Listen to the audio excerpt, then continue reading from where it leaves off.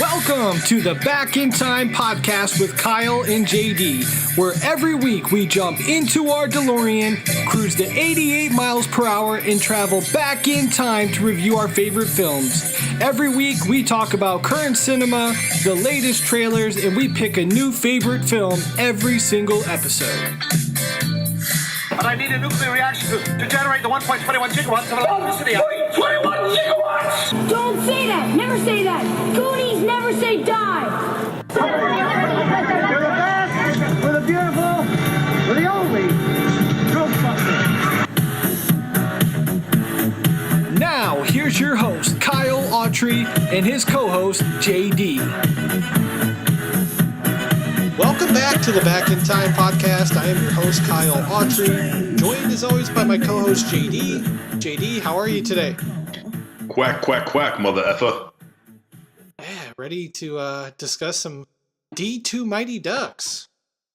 I'm excited, man. The Quack Attack is back, Jack. I think that's a line from the film, right? Or is that Hook? I don't know. I'm fairly certain they don't say the Quack Attack is back, Jack and Hook. Yeah, but it might be welcome. It might be Welcome Back, Jack. And I'm combining the two together. But say it again, because it's a lot of fun to say. The Quack Attack. I can't even say it now. The Quack Attack is back, Jack. From Hook. You have to add from Hook at the end. Bangarang. Does that work? Yeah, good enough. You're just doing your own thing now. Yeah, freestyling it. But anyway, you guys are listening to the teaser trailer episode for D2 The Mighty Ducks. We're going to be discussing the 1994 family sports drama / comedy film. It's got a lot of tags to it, but it's going to be a fun time. Of course, this is the sequel to The Mighty Ducks, which is in our archive. Shameless plug. You should check it out. Go back and listen to that one first. I also want to take a second to thank our sponsor, Bunny 17 Media, who helps bring you this podcast completely free. Go over to their site, Bunny 17 Media, promo code Back in Time at checkout, and save 15%. Also, remember to rate, review, and subscribe to our show on Apple Podcasts, Google Play, YouTube. That is the best way to support the show and to help us continue to grow. JD, let's talk first memories of D2. The Mighty Ducks. When's the first time you remember watching this movie? Geez, I'm sort of racking my brain here to remember when exactly that was. And I feel like I saw it for the first time at my uncle's house in Indiana, likely enough. And I remember loving it and it just being such an exciting movie and being so fascinated with all the new characters and obviously hating Charlie. I still hated him as a kid. Listen to that episode in the archives. And then you'll hear more about my problem with all people Charlie. Yeah, it's a real thing. I feel like there should be a t-shirt that just says, I hate Charlie's. I didn't like Charlie's Angels either. Yeah, terrible movie. But yes, at Back in Time Pod, all credit for all these. We keep creating t-shirts. Why are we not mega millionaires yet? I don't know. We haven't sold one. So there's that. We also haven't made one. Right. None are in production. I mean, I can get them done. If there's a real desire for people to own these shirts that we keep talking about, shoot us a comment on Twitter, Instagram, Facebook, email us. Let us know what you guys think. And I do have a cousin that can make t-shirts. I can make this happen, but I don't want to email her and be like, can you make me 2 large t-shirts? Like, it needs to be a pretty decent order size, right? I would think there needs to be at least like 3. 3? 4. Okay. Maybe 5. Wait. Yeah. 6. No. How about 7? Well, I like that you're shooting high. That's a good thing. But yeah, no, I think at least 8 if I'm adding to it. So, I don't know. We could do this all day. We could end up at 100 if we keep going. Do you think... No, there's not... No, we would never make it to... Could we do 101? I'm sorry, I shouldn't even have said anything. I'm in with the beak. Beak me. Quack Attack is back, Jack. Rufio. I mean, there's a lot of t-shirts we could make. Potato penis. Yeah, potato penis. That'd be a good one too. Okay. All right. Well, we'll circle back to the t-shirt idea, but just to kind of go back to your first memories I think ours are pretty similar. Also, I watched it in Indiana. That's where I lived. But I think this is a movie that I remember vividly getting from Blockbuster, renting it. Eventually, we owned like the shell case VHS of it, and I wore that tape out. I can tell you, I watched that thing so many times. I even ended up on a pair of rollerblades at one point trying to play street hockey, which I was terrible at.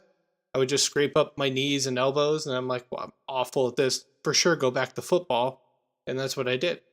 No more street hockey. Also, I grew out of the rollerblades pretty quick. Damn feet are too big. JD, did you ever rollerblade and play street hockey? Never once. No. Never, not a single time ever. Since we're on teaser trailer episode, and as we normally do, if you guys have the ability to watch the video, go ahead and pull it up on YouTube. All you have to do is type in D2 The Mighty Ducks original trailer. You'll be looking for the trailer called D2 The Mighty Ducks 1994 classic trailer, Emilio Estevez movie HD. I love that they keep these short and sweet. That's always helpful. It's uploaded by Movie Clip Classic Trailers, and it has 189,000 views. I will give a 3, 2, 1 click countdown, and we will watch this thing together. JD, are you ready? Quack Attack is all up in my back, Jack. Okay, here we go. 3, 2, 1, click.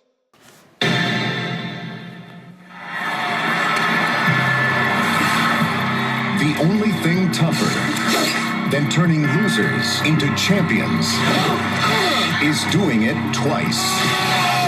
Quack Attack is back, Jack! Are you ready to fly? The Mighty Ducks are back. Oh, no! Their game is as good as ever, Haven't you guys been training in the off-season? I knew we forgot something. but they're adding some new players. And now they're heading to California for the World Championships. This year, the team to beat is Iceland. Let's see you on the ice. Ice is bigger, stronger, and more facial hair. But if they want to go for the gold, they'll have to learn to become a team again. Move together! We came here as a team, and we're leaving here as a team. Right! Bring 'em on, we're ready! Emilio Estevez, Stand tall! Fly straight! USA! Walt Disney Home Video presents D2, The Mighty Ducks Are Back. Now available on video cassette. JD, I'll let you go first. What'd you think about the trailer for D2 The Mighty Ducks? Well, that was pretty underwhelming. Yeah. I don't know. That was the most generic trailer we've ever seen. There just was very, here's some things. Maybe the Ducks, Team USA will beat Iceland. I don't know. I don't even think the announcer gave a damn about it. I've got two major issues I'm going to pick a bone with here. Disney, how dare you put the Goonies and Back to the Future soundtracks into the Mighty Ducks trailer? How dare you? Did you catch that? I didn't. Good on you. It starts with the Goonies, and then it goes into the Back to the Future, and then they kind of mess with the jingle of the Back to the Future track, but it has that like patented dun dun dun dun dun dun dun dun dun dun dun, and then it like switches to like another jingle, and I'm like, what are you doing? One, how did you not get sued? Two, how do you take two iconic movies that people love and make it into a trailer? Like, that's all I could think about the whole time is, oh, I'd much rather watch the Goonies. Ooh, no, I'd rather watch Back to the Future for sure. I don't even want to see D2 anymore. I'm pissed. This is the first time I've ever been pissed by a trailer. This is your pissy trailer. Yeah. I got a real bone to pick with whoever created this. I would like to see a honest trailer for D2, and I want to see what that looks like. See, that would be fun if they did one for the whole trilogy, too. Yeah. Like all three movies so that we can really see just how repetitive a lot of it is. And they Conway just being a rag on biatch. Charlie the whole time. Yeah, they have to. Guys, come on. Honest trailers. We'll tweet at you. We'll shout it out for you. But let's do some Mighty Ducks. All right. So, well, let's move into the box office numbers. We won't linger on our hatred for the D2 trailer too much. So, D2 debuted at the box office on March 25th, 1994, distributed by Buena Vista, which of course is part of Disney, with a runtime of 107 minutes. We don't have an actual budget for the movie. For some reason, it's unlisted, but the original was for $10 million, so I assume we're probably somewhere in that ballpark on the sequel. D2 opened number 1 at the box office with $10.3 million. In week 2, they would drop just 1 spot to the number 2 hole. I just said number 2 hole, didn't I? Yeah, I'm not a fan of number 2 hole, although Yeah. I feel like that's another t-shirt or maybe a pair of underwear. It's wildly inappropriate. Yeah. But at the same time, it's very acceptable in today's modern culture. Okay. I'm going to try that one again. They would drop 1 spot to number 2 and brought in $6.3 million, bringing the 10-day total to $16.3 million. JD, thoughts on the first 10 days? You know, it sounds like it's a... I'm not surprised. I'm not shocked. I'm not angry. I think that sounds exactly what they probably had hoped for, to make a splash or icing, or what's another hockey pun? I guess I don't really know many. 2 minutes for sticking. Well worth it. Sticking in the 2 hole. Yeah. Whoa. Hey, guy. Do you think the schoolyard effect was in play here? I do feel so, but I'm guessing it wasn't massive, but I'm guessing people came. That's what she said. So yeah, the schoolyard effect was definitely in play. They would return to the number 1 spot in week 3 and then spend 6 weeks inside the top 10 and 8 weeks total at the theater before dropping down to a select number. The domestic total for D2 The Mighty Ducks was $45,610,410 with no international numbers. I'm a little surprised. I would have thought a hockey movie would have done great overseas, but or at least in Canada. Come on, eh? Yeah, but was Canada even a team in the tournament? I have no idea. I don't They watch had hockey. like the whole in the movie, international yeah. in the movie, yeah, the whole Yeah. international community had to have been pissed to be like, "Oh, this is awesome! The United States is making a movie about youth hockey. This is fantastic." Russia probably has an amazing team. Canada probably has an amazing team. Obviously, Iceland does. And then they see the movie and they're probably like, well, shit. This is a brick that I don't want to sit on. I made that one up, a brick I don't want to sit on. That's a phrase that I just invented. Let's talk a little top 10 movies for March 25th, 1994. We've got some really good movies on the list here. Number 1 was D2 The Mighty Ducks. Number 2, Major League 2. That's got to be a future episode. Number 3, The Paper. Number 4, The Naked Gun, 33 1/3, The Final Insult. Number 5, Threesome. That's what she said. Number 6, 4 Weddings and a Funeral. Number 7, Schindler's List. Number 8, Thumbelina. Number 9, Above the Rim, one of my personal faves. And number 10, Clifford. JD, any standouts in the top 10 for you there? Which one was Above the Rim? Was that the one with Kevin Bacon? Yes. Oh, boy. Oh, hold on. No.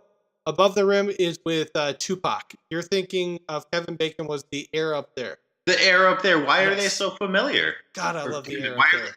Let me say that again. Why are they so similar? I don't know. Maybe they both wanted the same title. Somebody had to go to the alternate. But man, do I love the Air Up There. That was one of my favorite movies for basketball. Wait, I'm confused already. The Kevin Bacon one? Yeah, I love the Kevin Bacon one. I do like Above the Rim. That one's like my teenage movie. Like when I got a little older, I was like, oh, this movie is awesome. I like Tupac, I like music. But yeah, when I was a kid, The Air Up There, awesome. I don't picture you as somebody that likes Tupac's music. Really? What do you mean, really? You picture yourself as a Tupacer? Yeah, no, if you saw my music collection today, it's got nothing in the rap genre whatsoever. Pretty much all punk, alternative, like pop music, or pop rock, I should say. So, Newfound Glory, Starting Line, Early November. Yeah. I I also haven't found a new band I liked in the last like 14 years. So No, I was gonna say it sounds like you're definitely living in the early 2000s there, bud. very much, yeah. I'm happy. I still have all my CDs. I don't want freaking iTunes. I'm not buying a movie, or I'm not buying a movie or music off of iTunes for that matter. Especially after my oh wow from this last week, where iTunes can apparently just delete your stuff. Yeah, no thanks. No, I've got my CDs. I like what I like, and until a band comes around that I really like, I'm not changing. How you like them nuts? A little salty, but that'll do. Nice. I'm gonna go with for the list here. Definitely Major League 2 stands out for me, and Naked Gun. I do like Naked Gun movies. I have not watched them in a long time. I'm interested to see if they hold up with the comedy. I feel like that one might be a little dated. What do you think? Yeah, I remember thinking it was dated back then. While I did love the Naked Gun movies, it's Yeah. been a very long time. Great. Well, let's talk some critic response. As we usually do, we'll use Rotten Tomatoes to gauge the response of the critics, and we'll get the audience response, and I'll pull one off of Amazon Prime, and we'll hear from the customers. JD, how do you think the critics received D2 The Mighty Ducks? I can't imagine the critic response is good. There's no reason why any adult would sit down and by themselves and critically review this movie and walk out of the theater thinking masterpiece. I mean, that's has to be just universally accepted. That's not why this movie is created. I think that the critics probably panned a lot of its repetitive nature from the first movie. I feel like they probably prodded it a lot for its comical characters that it added. In terms of substance, like, let's be honest. I mean, while I love this movie, there's just not much there. So I feel like the critics probably gave it a 33%. Okay. 33. You're not far off at all. So the actual percentage was 21% from the critics. And then we had 58% from the audience. I like that. Yeah. I don't think that's terribly off. I mean, would I like to see the critic response be like more like 50-60 and be split? Yes. I think it's good enough to be that high, but I'm not surprised that it's 20. Let's talk about some of our reviewers. Unfortunately, I couldn't find one from Roger Ebert. Maybe he dipped out after the first one. Like, I'm not sitting through another hockey movie. But I do have a couple. I think these actually came out afterwards. But Stephen Rhodes of the Internet Reviews gave the film 1.5 out of 4 stars and said in 1994, Disney had no fresh ideas, but they figured they could cast the same actors and make as much money in a sequel. They were right. JD, thoughts on that? They're not wrong. That's exactly what this movie was trying to do. But isn't that every sequel, though? Aren't they trying to recast the same characters and make the same money, if not do better? That kind of the dream? That's the same conversation we have every time we discuss sequels. That is the dream. There's a roadmap created for success. Right. If you follow that roadmap, you get panned for being repetitive. If you go against that roadmap, you're panned for not sticking to the original. It's a lose-lose. Sequels are a weird game. Now, you can go back into our archives and you can listen to the original Mighty Ducks, but this may surprise you, JD. The original only scored 18% from the critics, so D2 actually scored higher. Oh, wow. I did not realize that. That could be your oh wow moment of the week. Next week. It could be. I got one more. Fred Topol of About.com gave the film 5 out of 5 stars and said, the most effective study of teamwork ever. It may be schmaltzy, but you will never be selfish again after watching this. Somebody loves this movie. I mean, I love this movie too, but good Lord, 5 out of 5? I mean, come on. Obviously, dude's mind is going to be blown when he sees Any Given Sunday. Yeah, I would agree. Now let's hear from our customers, who are always the most important when it comes to how a movie is received, especially one that did well on VHS and DVD sales, I'm sure. So out of 153 customer reviews, D2 has a 4.3 out of 5 star rating. And I've got one here from Avoid the Lloyd. I like that name. And he says, better than part 1. Have to watch the second, though. What? That makes no sense, right? Wait, read that again. Avoid the Noid said something weird. Better than part 1. Have to watch the second, though. That's his heading. Okay, let's see what he wrote. This is definitely the best one in the series. The new faces are refreshing, and the movie still contains some old themes and old characters that made the first one so good. The bad thing about this one is that Charlie's mom is not in it, nor is Hans. I didn't seem to mind his mom not being in it. Bombay was still looking the beak. So is Lloyd, apparently. These are major bummers because they were so important in the first movie, and then they show up again in the third. Either way, it's about the Ducks, and this one is the best. It's on Amazon Prime for rent. Oh, thanks. Avoid the Lloyd. You are an ass crack. JD, any thoughts on Avoid the Lloyd?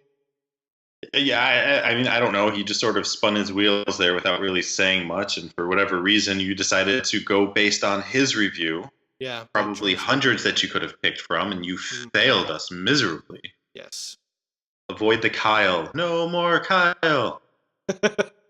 Tweet me your hate. Wait, no, send it to Justin. At Unjust Justin. What do you look forward to most when we get into the full review here in a couple days? I'm excited about the guest that we'll have on with us. Have we teased at that at all? No, we're going to be joined on that episode by Phantom Dark Dave from Dave's Pop Culture Podcast, Black Cat Shadow, and those podcasts that he's part of. Yeah, we're excited to have Dave. He's been on the show several times. He's a huge Mighty Ducks fan. He's got his own podcast that JD is guesting on. So actually, if you're listening to this episode right now, you can go over to Dave's Pop Culture Podcast, and there's a Shooting the Breeze with Dave and JD episode that you can listen to. I actually turned it on before we started recording, and I thought it was pretty good. Well, yeah. You had a funny comment about how you would take your fat ass to Blockbuster when you were a kid to rent movies that made me laugh. It would eat them up. Yeah, absolutely. So we've got that coming down the pipeline in a couple days, so we'll get into that. Make sure you guys subscribe to our show on Apple Podcasts, Google Play, YouTube. That makes sure you get every single episode the minute it drops. As usual, you can follow us on social media at Back in Time Pod, on Twitter, Instagram, Facebook. Email us, backintimepodcast@gmail.com. I think that's it for this week, man. Let's wrap it up. So it's that time of the episode. We got to climb back into the DeLorean, punch in today's date, and return back to present day. We'll talk to you next week. See ya. Fart noise.